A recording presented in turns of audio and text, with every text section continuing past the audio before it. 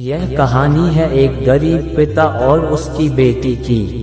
एक बार वह गरीब व्यक्ति अपनी बेटी को उसके स्कूल से लेकर शहर के एक महंगे होटल में पहुंचा। उस व्यक्ति ने फटे पुराने कपड़े पहने हुए थे और उसकी बेटी स्कूल की ड्रेस पहनी हुई थी। जब दोनों होटल के अंदर पहुंचे तो वेटर पूछा, सर आप क्या खाना पसंद करेंगे, आप अपना ऑर्डर बता दीजिए।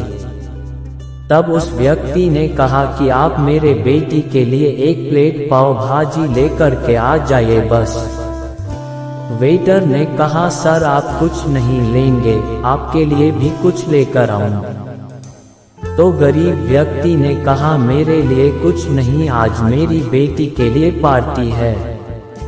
मैंने इससे वादा किया था कि अगर तुम इस जिले में 10th क्लास में टॉप करोगी तो तुम्हें मैं सबसे महंगे होटल में पार्टी दूंगा, तो आप सिर्फ बच्चे के लिए पाव भाजी ले आइए।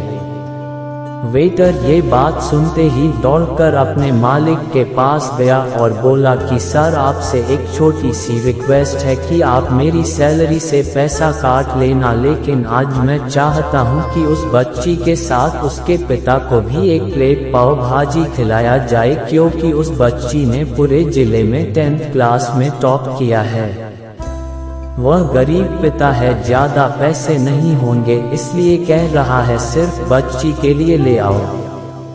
होटल के मालिक ने जब ये बात सुनी तो मुस्कुराते हुए बोला, तुम उसके पिता के लिए भी पाव भाजी लेकर जाओ, उसके लिए भी लेकर जाओ, पैसे मत लेना, 4-5 पाव भाजी पैक करवा कर ले जाओ और 2-3 किलो मिठाई भी लेकर जाओ और उनसे कहना ये पार्टी होटल की तरफ से है, आप ये मिठाई ले जाइए और जश्न मनाइए।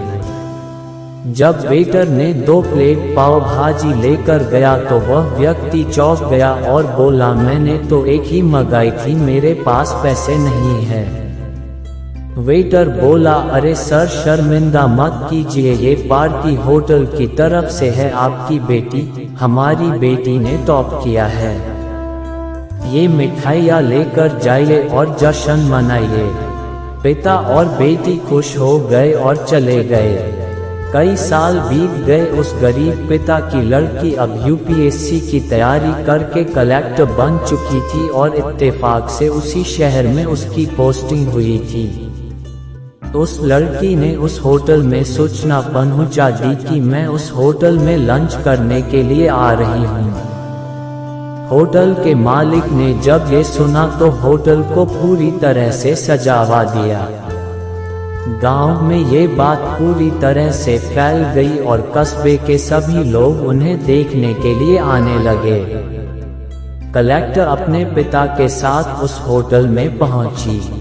कलेक्टर ने होटल के मालिक से कहा कि शायद आप मुझे पहचाने नहीं, हम वही पिता पुत्री है जो कि हमारे 10th क्लास टॉप करने पर आपने मुझे पार्टी दी थी।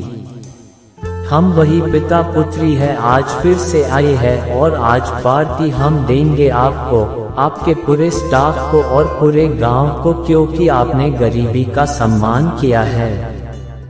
आपने उस दिन जो पार्टी दी थी, मुझे बताया कि मुझे कितनी और ऊंचाई तक पहुंचना है, कितनी और बड़ी मंजिल को छूना है। आपने एक नई प्रेरणा दी थी और आज मैं उसी प्रेरणा का एहसान चुकाने के लिए आई हूँ। वो मैडम ये सब कहते जा रही थी और आंखों से आंसू बहती जा रही थी। यह कहानी हमें सिखाती है कि कभी भी किसी गरीब का मजाक मत उड़ाना। हो सके तो उसकी मदद करना और अगर मदद ना कर सको तो उसका मजाक मत उड़ाना, क्योंकि वो सब देख रहा है, बनना है तो उसकी नज़र में अच्छा बनिए। जहाँ भी रहिए कर दिखाइए कुछ ऐसा कि दुनिया करनी चाहे आपके जैसा। किसी ने मुझसे पूछा मोटिवेशनल स्टोरी पढ़ने से क्या होता है। मैंने जवाब दिया, मोटिवेशनल स्टोरी पढ़ने से हमें दूसरों की गलतियों का पता चलता है ताकि हम गलती ना करें, इसलिए ज्यादा से ज्यादा मोटिवेशनल स्टोरी को पढ़िए।